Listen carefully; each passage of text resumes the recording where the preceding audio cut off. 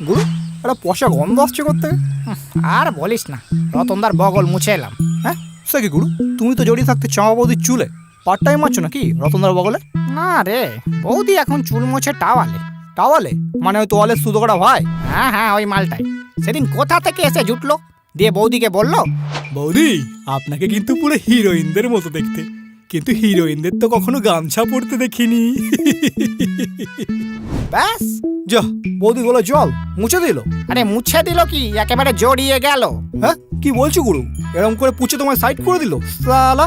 গুরু তুমি দুঃখ করো না, শুধু একবার অর্ডার করো, ও মালকে এক্ষুনি নিংড়ে দিয়ে আসছি। না দরকার নেই, আমি তাঁতির ছেলে, অত জাতি দেখে গা মুছি না। আর বৎস, দুঃখেরই বা কি কারণ? মোছামুছিতেই তো দুঃখ মোচন, আর কাপড়ের কর্মই তো আচ্ছাদন আর ঝাড়ন পোছন। ওহ জিও গুরু জিও, জয় গুরু গামছাদা, মুছে দাও সবার পাছা। তোমার শিষ্য হয়ে আমার রুমাল জীবন সত্যি মালামাল গুরু। ঠিক আছে ঠিক আছে, শিষ্য বলতে মনে পড়লো, তোয়ালেটাকেও মনে হচ্ছে শিষ্য করতে হবে, বুঝলি? ওর একটু গামছা জ্ঞানের দরকার আছে, কিন্তু ওকে তো কদিন ধরে দেখতেই পাচ্ছি না। আরে ওই তো তুলোর ছেলে, এ তোয়ালে, এ তুলোর ছেলে, শোন শোন গুরু রাখছে। হ্যাঁ কি হয়েছে তাড়াতাড়ি বলো। আরে দাঁড়া, অত তাড়া কিসে? তারা আছে, কিছু মোছার ভ্যাকেন্সি আছে, ইন্টারভিউ দিতে যাচ্ছি, কুইক বলো। ও আচ্ছা, তা আমার গামছা জ্ঞানের সার্টিফিকেট ছাড়া কি তোর চাকরি হবে? খুব হবে, কিসের জন্য ডাকলে সেটা বলো। ইয়ে তেমন কিছু না, তোকে কদিন দেখছি না, কি ব্যাপার? আমাদের তার ছেড়ে কি ছাদে শোকাতে যাচ্ছিস নাকি? না ছিলাম না কদিন, একটু শহরে মুছতে গিয়েছিলাম। হ্যাঁ শহরে মুছতে গিয়েছিলি কেন রে? এই গ্রামে কি মোছার লোকের অভাব আছে নাকি? গামছাদা আমি এলেবেলে লোকেদের মুছি না, আমার লেভেলটা একটু হাই। যা বাবা, মোছার জন্য তো লেভেল দেখে কি করবি? দেখতে হয় গামছাদা, নাহলে তোমার মতো ওই যাকে তাকে যেটা সেটা মুছে বেড়ালে সম্মান থাকে না। হ্যাঁ মানে কি বলতে চাইছিস তুই? পুরো ছেঁড়া নোংরা, গায়ে গন্ধ, চিটচিটে সুতো গলা, পাতলা ফিনফিনে, রঙটা ফ্যাকাশে নেতার মতো দেখতে বলে কি গুরু কোনো সম্মান নেই? রুমাল চুপ কর, ও অত কিছু বলেনি। না গুরু, ও মালটা ওগুলোই বলতে যাচ্ছে, তুমি শুধু একবার অর্ডার করো, ও মালটাকে এক্ষুনি নিংড়ে দিচ্ছি। 1.5 ফুটের রুমাল নিংড়াবি আমাকে? গুরুর কাছ থেকে বাতেলা মারাটাও শিখে গেছে। এই যে বাবু, আমারটা বাতেলা নয়, ওকে বলে গামছা জ্ঞান, যেটা শিখে দেশ বিদেশের কত কাপড়ের চাকরি হয়েছে তুই জানিস? দেশ বিদেশ? এই বাংলার আশেপাশের কয়েকটা জায়গা ছাড়া তোমাকে চেনেটাকে? ওরে, তোর গায়ে অত সুতোর পাক নেই যত বাংলার বাঁকে বাঁকে লোক পাবি। একটু মার্কেট ঘুরে দেখ, রিক্সাওয়ালা থেকে কেরানি, চাষি ভাই টু দোকানি, আর মা মাসি মামনি সকলে আমাদেরই ব্যবহার করে। হ্যাঁ, চার গামছা ছাড়া এদেশের লোকেদের দিন চলে না। হ্যাঁ রাইট।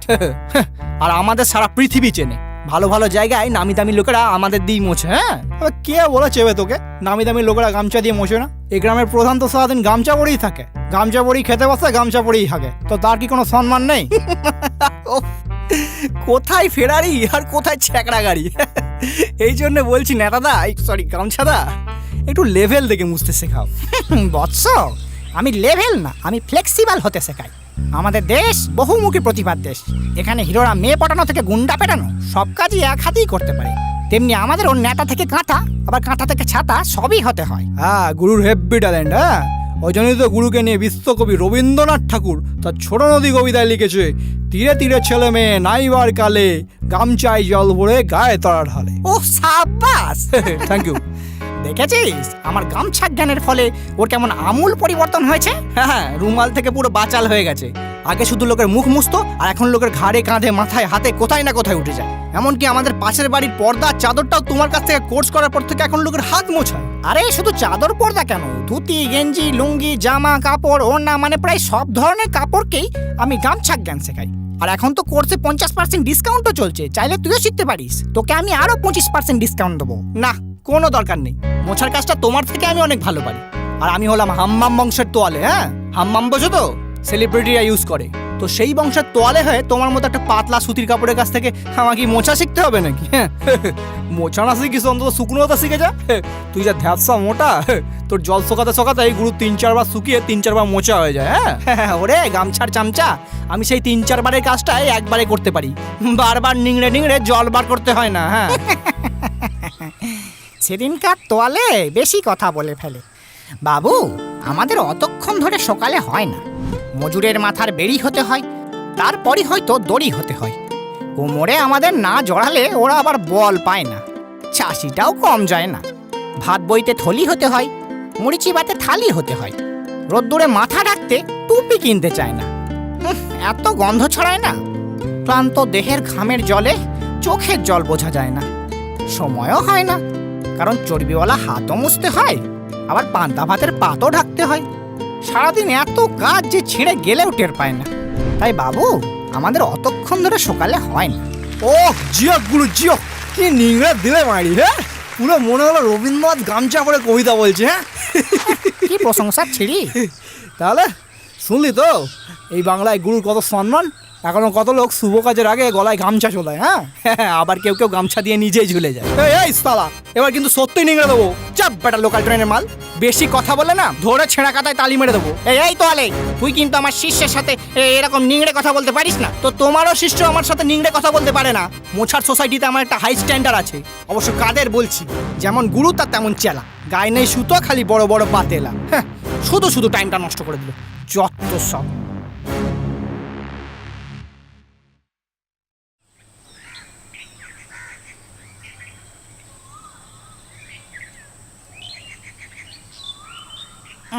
এই রুমাল, আরে সামনে থেকে শর্ট শুকোচ্ছি, ছাওয়া পড়ছে।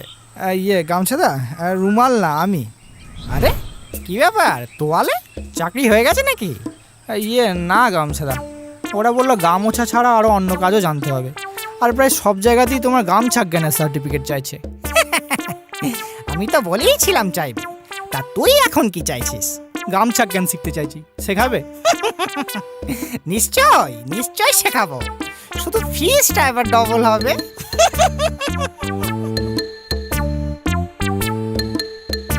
হ্যালো, তো কেমন লাগলো গামছা জ্ঞান সেটা লাইক কমেন্ট করে জানিয়ে দাও। আর চ্যানেলে যদি নতুন হয়ে থাকো তাহলে চ্যানেলে অন্য ভিডিওগুলো দেখো, যদি ভালো লাগে তাহলেই সাবস্ক্রাইব করো। তাহলে দেখা হচ্ছে পরের ভিডিওতে। আমাদের এটা